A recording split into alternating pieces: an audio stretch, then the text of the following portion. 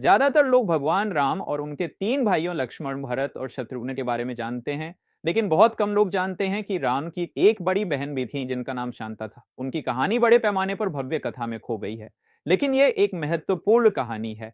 शांता राजा दशरथ और रानी कौशल्या की बेटी थी। उनका जन्म राम और उनके भाइयों से पहले हुआ था और उनका पालन पोषण अयोध्या की राजकुमारी के रूप में हुआ था। एक दिन अंगा, जो वर्तमान बिहार है, के राजा राजा राजा दशरथ के घनिष्ठ मित्र रोमपाद अयोध्या आए। रोमपद और उनकी रानी वैशिनी संतान थे और अपने वंश को आगे बढ़ाने के लिए एक बेटे या बेटी की इच्छा रखते थे। उनके दुख को देखकर दशरथ ने मित्रतावश अपनी पुत्री शांता को गोद लेने की पेशकश की।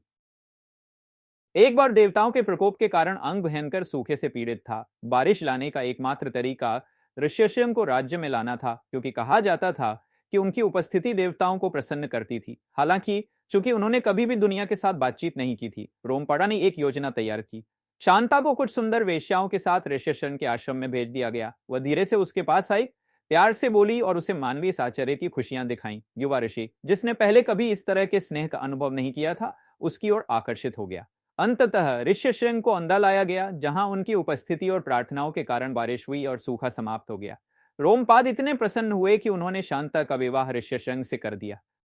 अपनी शादी के बाद ऋष्यशृंग और शांता अंदा में बस गए, लेकिन शांता की कहानी यहीं खत्म नहीं हुई। वर्षों बाद राजा दशरथ, जो संतान प्राप्ति के लिए संघर्ष कर रहे थे, को ऋषियों ने पुत्र कामेष्टि यज्ञ करने की सलाह दी। इस अनुष्ठान को संचालित करने वाले एकमात्र शक्तिशाली ऋषि ऋष्यशृंग थे, शांता के पति। उनके संबंध के कारण ऋष्यशृंग यज्ञ करने के लिए सहमत हो गए और परिणाम स्वरूप दशरथ को दिव्य पायसम प्राप्त हुआ, जिसके कारण राम, लक्ष्मण, भरत और शत्रुघ्न का जन्म हुआ। इस प्रकार एक तरह से शांता ने भगवान राम को दुनिया में लाने में महत्वपूर्ण भूमिका निभाई, भले ही वह इतिहास की छाया में रही।